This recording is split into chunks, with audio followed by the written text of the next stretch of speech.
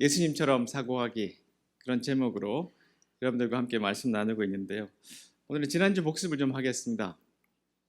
지난주에 레위 또 마태라고 불리는 세리가 세관에 앉아 있다가 예수님께서 그를 보시고 나를 따르라 하는 장면, 여러분 기억하시죠? 자, 이때 레위는 아마 자기 인생에 대한 존중, 자기 존재에 대한 감사 이런 게 하나도 없었을 거예요. 마음속에는 많은 고통들이 좀 있었을 것 같습니다. 가난한 사람들에게서 막 쥐어짜내는 그런 세금을 쥐어짜내는 것에 좀 희열을 느낄 수 있는 사람, 권력에 심취되기도 했고, 아니면 거기서 얻어진 수많은 부 때문에 그걸 쓰면서 쾌락에 있었을 수도 모릅니다. 그래서 제가 중독이라는 키워드로 지난주 말씀을 좀 풀었습니다. 그럼에도 이제 레위 안에는 아마 마음속에 깊은 고난, 고통, 충돌이 있었을 거예요. 왜냐하면 이름 보세요. 이름. 레위입니다. 레위.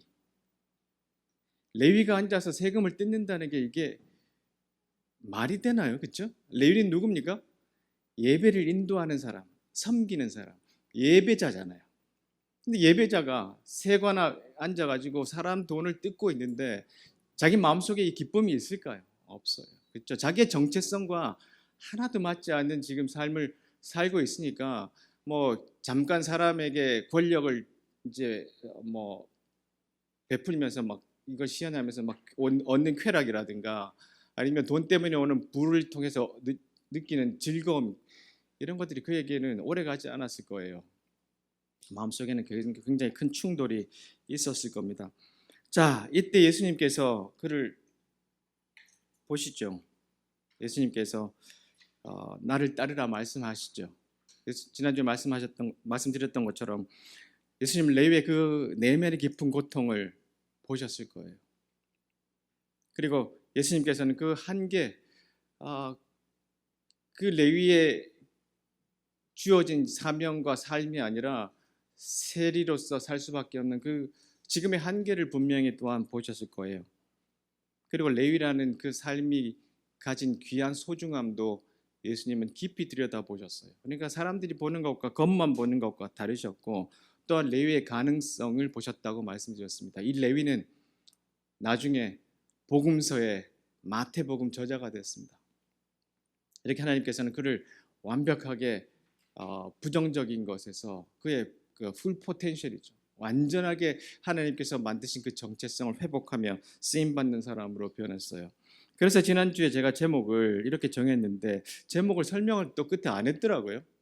이 마이너스 x의 양쪽에 지금 절대값이 있습니다. 절대값. 이것은 절대값이 있으면 아무리 마이너스라도 그 값은 플러스가 됩니다.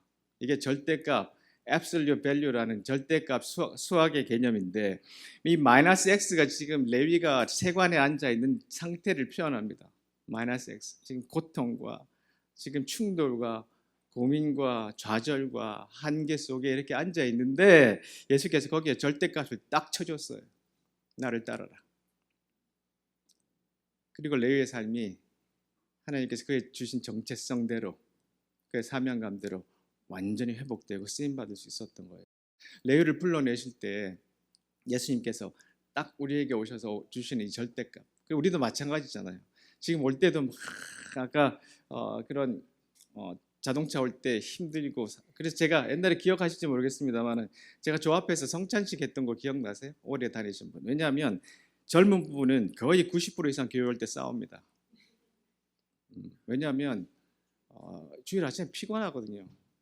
애 챙겨서 나오는 게, 이게 남들은 집에 있는데 이 시간에 나와서 이거 해야 되나 하는 막 시험도 있습니다. 충돌도 있고요. 근데 섬겨야 되나, 막 남은 다 안 하는데 왜 섬기냐, 이런 마음들이 여기까지 계속 치밀어 올라요. 그렇죠?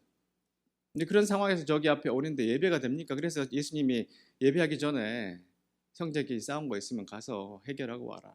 그래서 저 앞에서 한참 동안 성찬식을 했었습니다. 왜냐하면 좀 서로 축복하고 예배 드리자, 그런 시간이 좀 있었어요.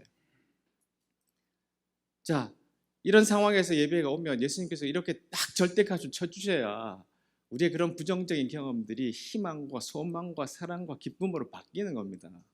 그게 예배입니다. 이때는 아멘 좀 해주십니다. 우리 아멘 안 하지만 이 동네는 하여튼 우리가 이런 마음으로 좀 예배를 좀 드려야 되는데 이 마이너스의 레위의 삶이 예수님을 보고 따르면서 완전히 바뀌었어요. 그렇죠? 그래서 이것이 주님께서 우리에게 주시는 은혜입니다. 우리의 삶도 그렇게 되기를 바라고요.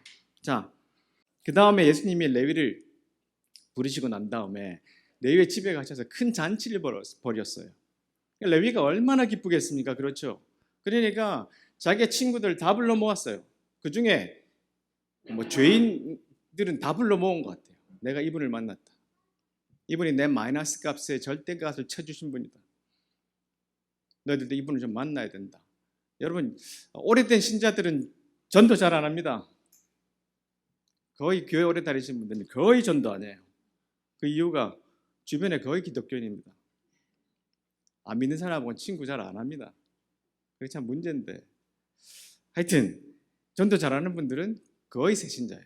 눈이 막 이게 복음이냐 이런 은혜가 막 쏟아져 와요. 그러니까 친구들한테 막 이야기합니다. 내가 이분을 만났다.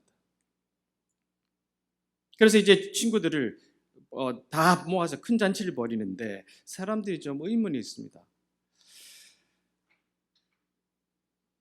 다른 바리새파 사람들과 율법학자들, 소위 말해서 신앙 좋다는 사람들, 종교인들은 전부 다 금식하고 이렇게 하는데 왜 당신들은 항상 먹고 마십니까? 그러니까 그들이 생각할 때 신앙 좋은 것은 금식하고 예배하고 막 이런 거라고 생각하는데 예수님은 죄인들하고 자꾸 어울리셔서 먹고 마시는 거예요. 그러니까 왜 당신들은 세리들과 죄인들과 더불어 먹고 마십니까? 그렇게 말하니까 예수님께서 의사가 필요한 사람은 건강한 사람이 아니라 병든 사람이다. 나는 의인을 부리려고 온 것이 아니라 죄인을 불러 회개시키려고 왔다. 이렇게 말씀을 하세요. 오늘 이렇게 이제 질문을 좀 받았는데 예수님이 왜 이렇게 잔치를 벌이시나요? 예수님은 왜 자꾸 이 죄인들과 이 세리들 같은 사람들과 식사를 자꾸 하고 이렇게 즐기시는 걸까요? 자, 여기에는 깊은 의미가 있습니다. 자, 원래 이 이사야서나 구약에 보면 이 포도주가 끊어지고 잔치가 끊어진 것은 저주입니다.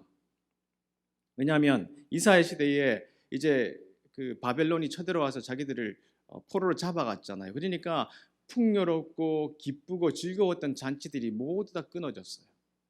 이것은 심판이고 저주였어요. 그러니까 이사야 앞에 보면 이스라엘 너희들이 하나님을 제대로 예배하지 못한 것, 그 예배하는 방식이 아까 우리가 이사야 58장에서 읽었던 것처럼 가난한 자들과 핍박받는 자들과 어려운 자들을 도와주지 않고 도리어 압제한 이 죄들, 그것 때문에 너희들에게 심판이 올 거야. 그러니까 너희들과 똑같이 행동하는 바벨론을 한번 가서 살아봐. 그래서 포로로 잡혀가는데 그때 이제 그 예언의 목소리가 이런 거예요. 비옥한 땅에서도 기뻐하는 소리와 즐거워하는 소리가 사라질 것이고 포도밭에서도 다시는 노랫소리와 기뻐 떠드는 소리가 들리지 않을 것이며 포도주 틀에서 포도를 밟아 즙을 내는 일도 없을 것이다. 내가 그들에게서 추수의 기쁨을 빼앗아갈 것이다. 이제 이 이스라엘 땅의 비옥한 땅에서도 포도주가 나지 않아요. 포도가 나지 않아요. 이것은 심판의 상징이었어요. 이것이 이스라엘이 처한 상황이었고요. 이스라엘이 포로에서 돌아왔음에도 불구하고 이스라엘 땅에서 누리는 영적인 목마름, 이런 영적인 가난들, 이런 것은 지금도 여전히 있었던 그런 상황이었습니다. 그런데 이제 아모스서에 보면 하나님이 돌아오시면 메시아가 이 땅에 임하면 다시 이 땅에 포도주가 흘러 넘칠 것이다. 이런 예언들이 나와요. 그러니까 이 포도주라는 상징은 끊어지는 것은 심판과 저주의 상징이고 다시 한번 포도주가 흘러 넘치는 것은 하나님이 돌아오셨다. 메시아가 이 땅에 임했다라는 또한 그 사인입니다. 보세요. 여호와의 말씀이다. 그날이 오면 곡식을 베자마자 밭을 갈아야 하고 여러분 계속해서 이제 풍요로움이 이들에게 넘치는 거예요. 씨를 뿌리자마자 포도주를 만들어야 할 만큼 빨리 추수가 이루어져요. 이스라엘의 산마다 포도주가 흘러 넘치고 언덕마다 넘칠 것이다. 끊어졌던 포도주가 이제 다시 흘러 넘친다. 사로잡혀간 내 백성 이스라엘을 내가 다시 데려오겠다. 그들은 폐허가 되어 버린 성읍들을 다시 일으켜 세워 그 안에서 살 것이다. 포도밭을 만들어 거기에서 나오는 포도주를 마실 것이며 과수원을 가꾸어 거기에서 나오는 열매를 먹을 것이다. 내가 내 백성을 그들의 땅에 다시 심겠다. 내가 그들에게 준 땅에서 그들이 다시는 뽑히지 않을 것이다. 이런 예언의 말씀, 이것이 있었어요. 예레미야서에도 또 나옵니다. 여호와가 야곱의 백성을 구원하고 그들보다 강한 백성에게서 그들을 구할 것이다. 이스라엘 백성이 돌아와 시온의 높은 곳에서 기뻐 외칠 것이다. 여호와가 베풀어 준 온갖 좋은 것, 곧 곡식과 새 포도주와 기름과 양새끼와 송아지들을 보고 그들의 마음이 환해질 것이다. 이스라엘 백성의 마음은 물된 동산 같아서 다시는 괴로운 일을 만나지 않을 것이다. 그때 젊은 여자들이 기뻐하며 춤을 추고 젊은이와 늙은이가 함께 즐거워할 것이다. 내가 그들의 슬픔을 기쁨으로 바꾸어 놓고 고통 대신 기쁨과 위로를 주겠다. 하나님이 돌아오시면 메시아가 이 땅에 임하면 포도주가 다시 넘칠 것이다. 이런 예언들이 구약에 풍성하게 있습니다. 이스라엘 백성들이 이 포로에서 해방되어서 다시 이스라엘에 와 있지만 그들의 마음은 아직도 하나님은 돌아오지 않으셨다 이렇게 생각했어요. 왜냐하면 여전히 지배를 받고 있었기 때문에. 그래서 이 바리새인과 율법학자들은 율법을 정말로 하나도 틀림없이 계속 섬기면, 그걸 지키면 하나님 우리를 예뻐하셔서 돌아오실 거다 이렇게 생각했어요. 이게 종교가 돼버린 거예요. 그러니까 안식일 날 막 사람들을 압제하고 이런 일이 벌어졌어요. 근데 예수님은 그게 신앙이 아니란 걸 지금 가르쳐주고 계신 거예요. 자, 이게 가나의 혼인잔치를 그린 그림인데, 여러분 예수님의 첫 번째 기적이죠.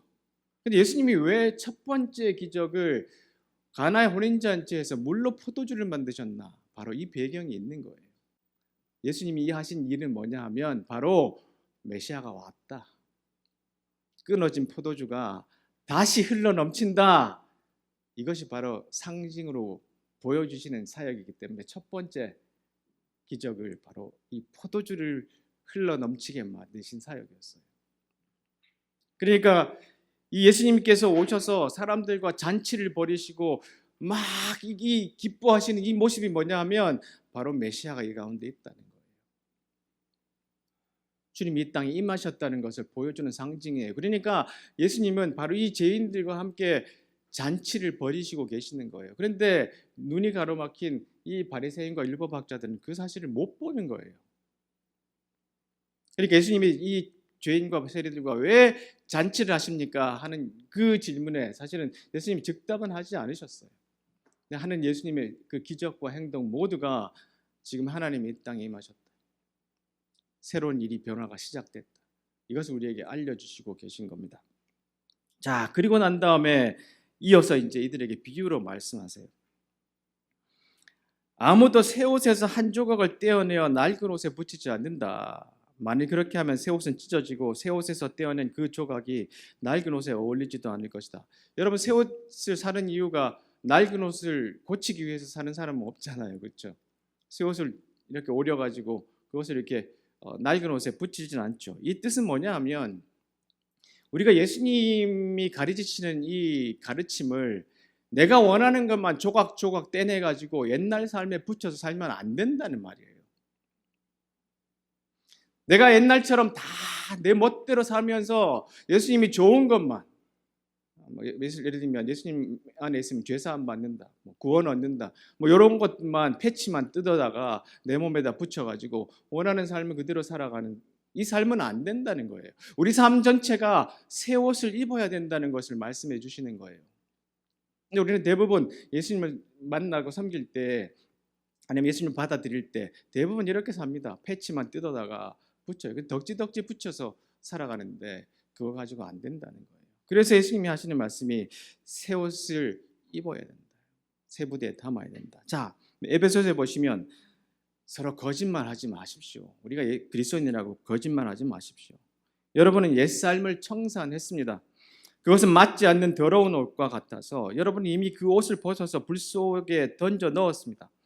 이제 여러분은 새 옷을 입었습니다. 여러분의 새로운 생활 방식은 창조주께서 하나하나 맞춤 제작하셔서 손수 꼬리표를 달아 놓으신 것입니다.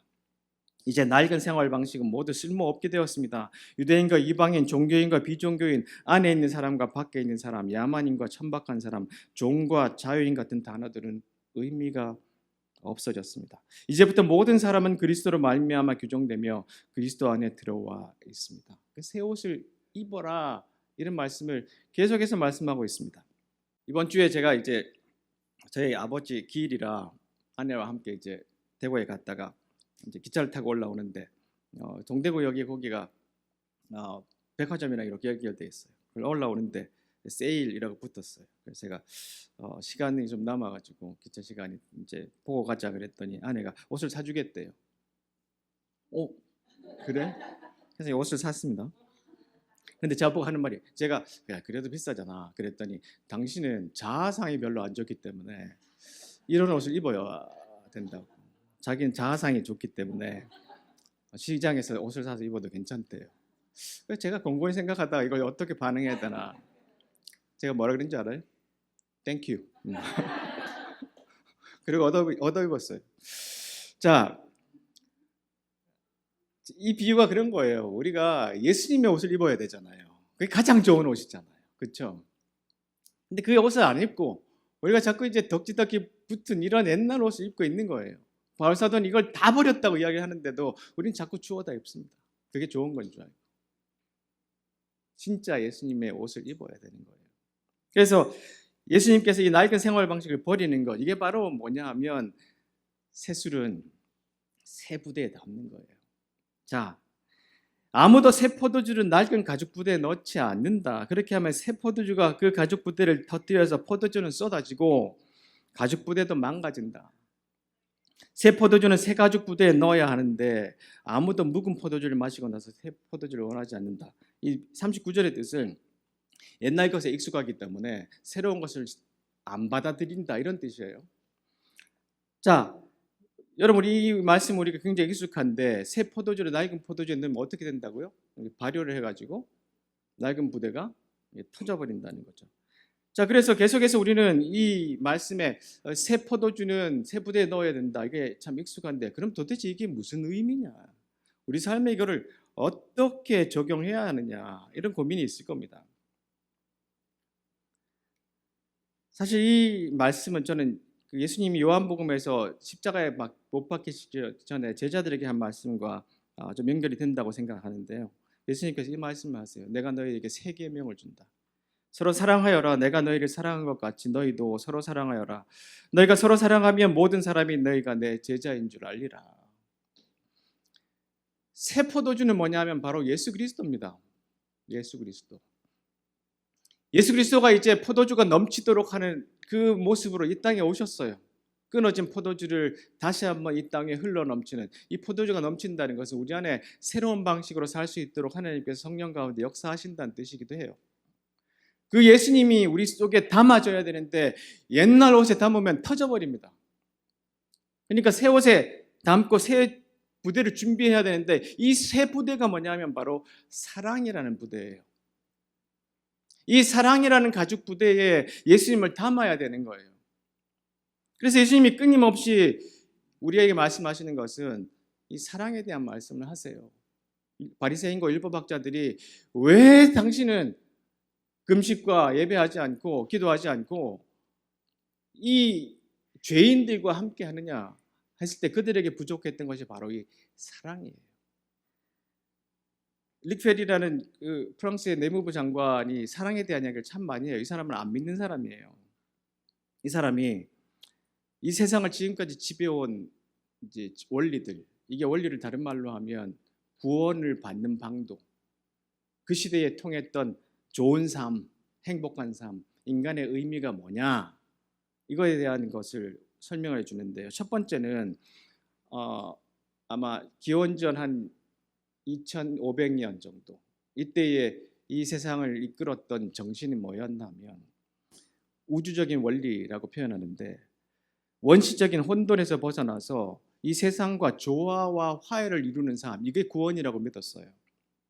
우주 속에서 자연스러운 자리를 찾을 때야 비로소 온전히 현재에 거할 수 있다, 이런 생각을 가졌는데 이게 무슨 뜻이냐 설명 풀어드리면, 여러분 오디세이라는 그런 그 옛날 이야기 아시잖아요. 여기 보면 계속해서 집을 찾아서 돌아오는 과정을 그려놨어요. 집이 안 돌아오면 자기의 구원이 이루어지지 않는 거예요. 이게 무엇을 표현하냐면 내가 원래 정해놓은 그 자리에 와 있어야 나는 온전한 삶의 의미를 얻는다. 그게 구원이다. 이렇게 믿었어요. 이게 모든 철학에도 마찬가지 적용이 됐어요. 그러다가 이제 중세에 들어오면서 이게 우주와 조화를 이루고 원래 네 자리로 돌아가는 것이 구원이 아니라 하나님을 순종하고 신의 명령에 따르는 것, 그것이 영생이고 구원이다. 이렇게 믿었어요. 근데 이게 이제 계몽 시대로 지나오면서 또 사람들의 생각이 바뀌어요. 신에 순종하는 것만이 구원이 아니고 인간이 중요하다. 이런 생각을 하게 됩니다. 그래서 이것을 인본적인 원리라 그러는데, 인간이 끊임없이 과학을 발전시키고 예술을 발전시키면서 내가 이제 이 세상을 바꾸어 나가고 진보하는데 나는 중요한 존재구나. 인간이 중요한 존재구나. 그래서 인간 스스로 인간의 진보라는 거대한 위협에 힘을 보탤 때, 내가 그런 데 영향을 주고 내 힘을 보탤 때 그게 행복이고 삶의 이유고 내가 이 세상에 태어난 목적이고 구원이고, 이렇게 해석을 했어요. 근데 이게 좀 지나다 보니까 사람들이 거기에 대한 의심을 던지기 시작합니다. 정말이야? 이렇게 모든 것을 의심하기 시작했어요. 우주적인 원리들도 의심하고, 신학적인 원리도 의심하고, 그리고 인본주의도 의심하기 시작했어요. 그러니까 다 해체를 시켰어요. 이게 20세기입니다. 강렬하고도 자유로운 삶, 허상을 떨쳐낸 삶, 이게 다 의심하는 거예요. 그래서 내가 진정한 자유를 얻으면 이게 구원이라고 믿었어요. 우리 안에 생명력들을 끌어모으고 조화시켜 삶을 한층 더 강렬하게 살아가는 것, 개인주의가 팽배한 시대가 됐습니다. 이게 20세기에 강렬하게 사람들을 끌어모았던 정신이에요. 이게 중요하다. 근데 지금도 그렇죠. 욜로 라이프 이런 것들이 이런 삶을 살아가는 사람들의 또 하나의 표현이기도 한데요. 그런데 릭 페리는 말하기를 더 이상 이렇게 살아서는 큰일 난다. 세상 이렇게 나가서는 우리는 제대로 살 수가 없다. 왜냐하면 지금 굉장히 위험한 시대다. 그래서 이분은 사랑하는 삶, 사랑 안의 삶이라는 새로운 5번째 원리로 이 세상에 살기를 이야기합니다. 근데 그건 누가 이야기한 거예요? 바로 2000년에 예수님께서 말씀하시고 가르치셨고 그렇게 죽으셨고 부활하셨던 그것이었어요. 자, 지금 21세기 인류가 직면하고 있는 엄청난 위기들이 있습니다. 우리가 잘 이야기로는 듣지만 참 어려운 시기를 살고 있다는 것을 다시 한번 생각해 보는데요. 제가 그 챗 GPT에다가 질문해 봤어요. 21세기 인류가 직면하고 있는 다양한 위기 설명해 주라. 그러니까 다다다다다다다 해보셨죠? 어떤 분은 해보셨을 거예요. 첫 번째는 기후변화. 이건 말로 표현 안 해도 될 정도로 지금 심각합니다. 이 기후변화 때문에 오는 극단적인 기상들, 그다음에 해수면 상승, 생태계 파괴, 생물 다양성, 지금 수많은 그 동물들이 멸종을 당하고 있습니다. 매일매일. 그리고 이제 자원 부족, 이제 80억을 우리가 이제 지났거든요. 인류가 100억을 찍는다고 합니다. 얼마 지나지 않으면. 그러면 어마어마한 자원 부족과 과소비 때문에 어려움이 오게 돼 있어요. 그러면 급격하게 또 지구에 또 환경 문제가 오겠죠. 그리고 사회적 불평등이 지금 굉장히 증가하고 있습니다. 너무 부자는 부자대로 살고 가난한 사람들은 어렵게 살아요. 이것들이 지금 자본주의의 한계를 지금 극명하게 보여주고 있습니다. 그리고 AI, 로봇들, 얼마나 빨리 기술이 변하는지 모르겠어요. 이런 상황. 그리고 지금 코비드-19 팬데믹 이런 일들을 계속해서 앞으로 더 겪을 거라고 예상을 하고 있잖아요. 그리고 지금 전쟁이 일어나고 있고요. 이런 위기 상황이 있는데 이런 상황에서 인류가 다시 한번 살아날 수 있고 번영하려면 어떻게 해야 되냐? 그게 바로 릭 페리가 말하는 5번째 원리, 사랑하는 삶, 사랑 안에 거하는 삶입니다. 근데 이것이 사랑한다는 것이 다 자기만 사랑하는 시대예요. 근데 우리가 다시 한번 예수께서 가르치신 사랑을 세상으로 표현한다면 기후 위기에 우리는 조금 더 쓰는 것들을 줄이고 고기 소비 좀 줄이고 현명한 소비를 하게 되고 그리고 여러 가지 내 삶 가운데서도 플라스틱 이런 거 쓰는 것들도 줄여내는 것 이런 것들이 많이 필요하겠죠. 그리고 내 삶을 좀 더 다른 사람에게 축복으로 나누어 주는 삶들이 우리에게 정말로 필요한 시대가 되었습니다. 이렇지 않으면 우리는 다 공멸하는 그런 위기를 맞게 될 수밖에 없습니다. 그럼 예수님의 원리가 바로 이 세상도 살리고 우리 개인도 살리는 겁니다. 말씀을 좀 정리하겠습니다. 에베소서에 보시면 하나님께서 새로운 사랑의 삶을 살라고 여러분을 택하셨으니 하나님께서 여러분을 위해 골라주신 옷, 곧 긍휼과 친절과 겸손과 온화한 힘과 자제심의 옷을 입으십시오. 평온한 마음을 유지하고 높은 자리가 아니어도 만족하며 기분 상하는 일이 있어도 재빨리 용서하십시오. 주님께서 여러분을 용서하신 것 같이 여러분도 신속하고 완전하게 용서하십시오. 그 밖에 다른 무엇을 입든지 사랑을 입으십시오. 사랑이야말로 여러분이 어떤 경우에든 기본적으로 갖춰 입어야 할 옷입니다. 사랑 없이 행하는 일이 절대로 없게 하십시오. 이게 예수님 우리에게 가르치는 말씀이에요. 사랑 없이 행하는 일은 절대로 없도록. 이 질문이 우리에게 있어야 하겠습니다. 이게 사랑으로 하는 일이냐? 그렇지 않느냐? 그래서 우리가 새 부대에 담는다는 것은 이 사랑의 예수님을 이 사랑의 옷으로 우리가 가죽 부대로 담을 때 우리는 새로운 삶을 살 뿐만 아니라 풍성한 삶을 삽니다. 나만 풍성한 삶이 아니라 우리가 함께 풍성한 삶을 살 수 있습니다. 그래서 오늘 fx는 왜 100x냐? 이 함수가 뭐냐면 여러분 이 x의 값이 계속 변화하는데요. 이 100x는 뭐냐면 30배, 60배, 100배의 결실을 얻는다 그랬잖아요, 예수님이. 그러니까 우리가 사랑 안에 있으면 이 100x는 바로 이 사랑을 통해서 이 fx는 그 값으로 계속해서 변화한다는 뜻이에요. 그러니까 하나님께서 우리에게 사랑으로 주신 이 우리의 감사와 구원의 은혜를 사랑으로 다시 한번 이 세상으로 흘려보내면 이 fx 값은 계속해서 달라지고 변한다는 거예요. 말이 좀 됩니까? 마가복음에 보시면 또 다른 씨는 좋은 땅에 떨어졌다. 싹이 나고 자라서 열매를 맺어 어떤 것은 30배, 어떤 것은 60배, 어떤 것은 100배의 열매를 맺었다. 좋은 땅에 씨가 떨어졌다는 것은 말씀을 듣고 받아들여 30배, 60배, 100배의 열매를 맺는 사람이다. 말씀을 듣고 받아들인다는 것은 그렇게 산다는 것입니다. 듣고 가서 잊어버리는 것이 아니라. 그래서 우리가 조금 더 우리의 삶이 사랑으로 좀 블레싱하는 그런 삶이 좀 되었으면 좋겠어요. 그래서 우리의 삶도 30배, 60배, 100배 이것은 내게 열리는 열매가 아니고 내가 하늘의 씨가 썩어져 땅에서 썩어지면 그 위에 열매가 맺힙니다. 그래서 우리의 삶이 사랑으로 그렇게 썩어지면 많은 열매가 주위에서 맺힐 수 있다고 믿습니다. 이제는 열매를 맺을 때라는 생각이 저도 들어요. 열매를 맺을 때입니다. 그렇다면 우리 안에 다시 한번 이 사랑으로 오신 예수님을 담는 사랑의 가죽 부대가 생기길 원합니다. 그런 삶으로 살아가는 우리 모두가 되시기를 간절히 축복합니다. 아멘.